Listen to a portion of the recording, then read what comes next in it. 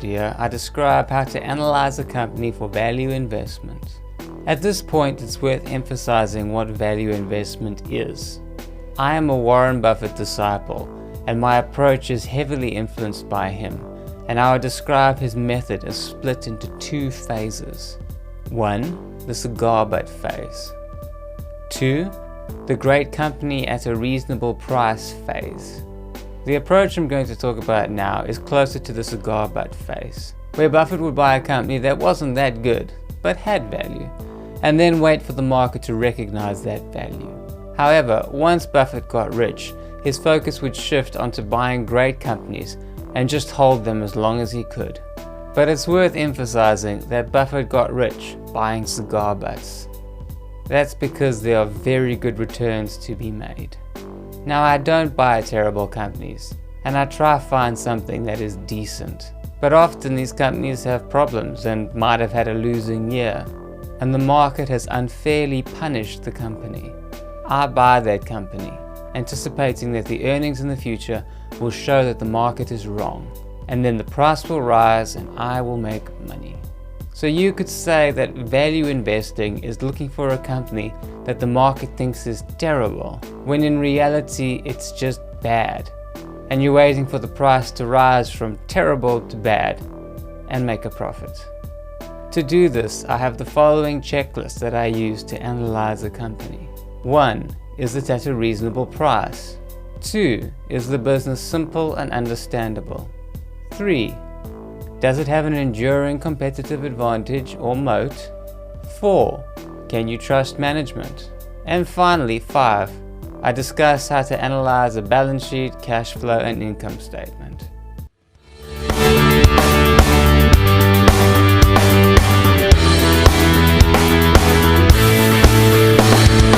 Everything that we've done up until now has been to determine if the company was selling at a reasonable price.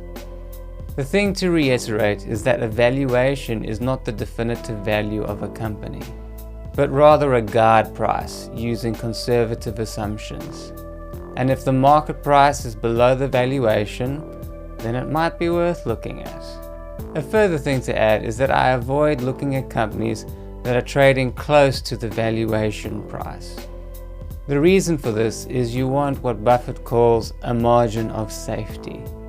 If I buy when the price is too high, what will cause it to rise further is the market's expectations about future growth, rather than recognizing what's already there.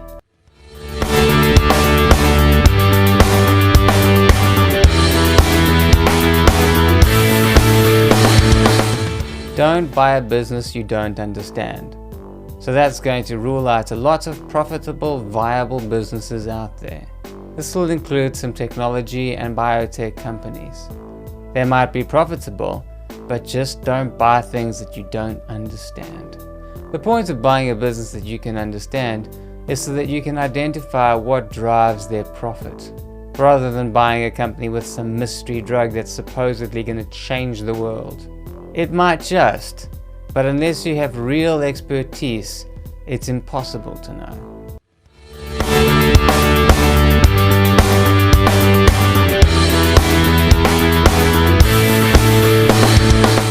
Understanding what a business's competitive advantage is, or its moat, is probably the most important thing in value investing. Even if the business has a few problems, because of their enduring competitive advantage, they'll be able to overcome those problems.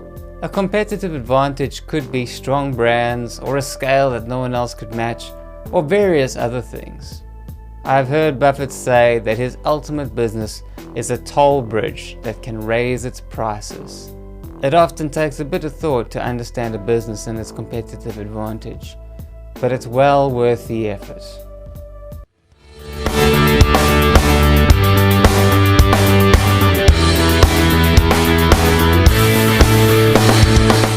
Testing whether you can trust management is often a negative test, i.e., you Google the people in charge, and if you find nothing, that's a good thing. Even though this can be very difficult to assess, if you find red flags, don't ignore them.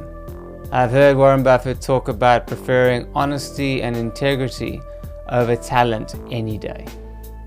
Another point about talented management is I would not invest in a company just because they had a brilliant management team. You want a company that can be run by an idiot, because one day an idiot will run it.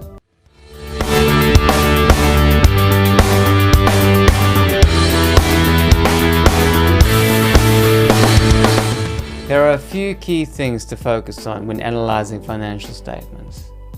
1. Margins on the income statement and how they change from year to year. 2. How much debt the company has on the balance sheet relative to its assets and its ability to repay those debts. 3. The cash flow statement helps us determine how real profits are and what the company is doing with their money.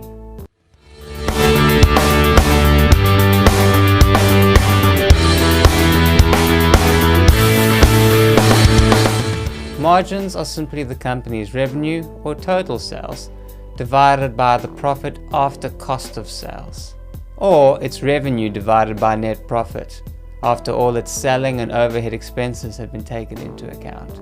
What you want to see is either margins staying the same or improving.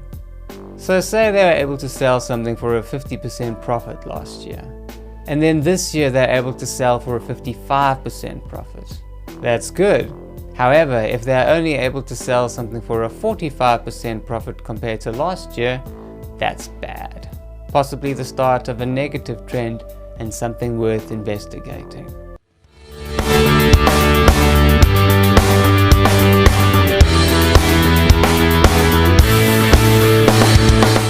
It's worth thinking of a company from the perspective of you buying a property to rent out.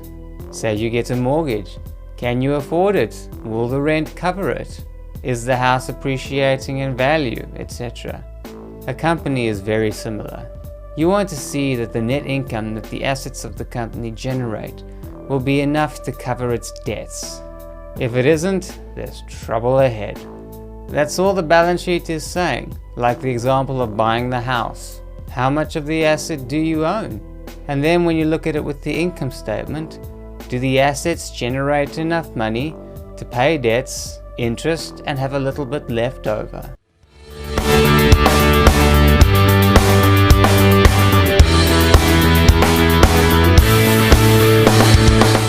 A cash flow statement has 3 components. 1. Cash from operations. 2. Cash from investing. 3. Cash from borrowing. Simply put, when you look at the cash flow from operations, you want to see how different it is from net income. And then, if it is very different, you want to ask the question, why? Back to the renting out a house example. If your tenant hasn't paid you rent for 6 months, your income statement will say that you've earned the rent, your balance sheet will say that you've owed the rent, and your cash flow statement will show that you've only received rent for half a year. You want to avoid companies that can't turn their revenue into cash. When it comes to cash that a company is spending on investing, you want to understand if they're spending that cash to maintain existing operations or to grow the business. If it's to maintain the business, you want to understand if the business is a cash black hole. Yes, it makes profits, but they have to spend all that money again just to keep the business alive. If the business is spending money to grow, it's worth understanding what kind of investments they're making. Is it in an area of business that the company knows something about, or is it something completely new? You're trying to figure out if these investments are going to pay off. When looking at cash the company has paid or received for borrowing, you're trying to figure out how dependent the company is on borrowed money. A bit like someone who needs a payday loan to make it through the month. Some businesses are like that. The less dependent a business is on borrowed money, the better. I'll be working through all these points of the checklist in my next videos as I analyze the stocks in my portfolio. There you'll get a better idea of how to apply these ideas. So see you in the next video. Cheers.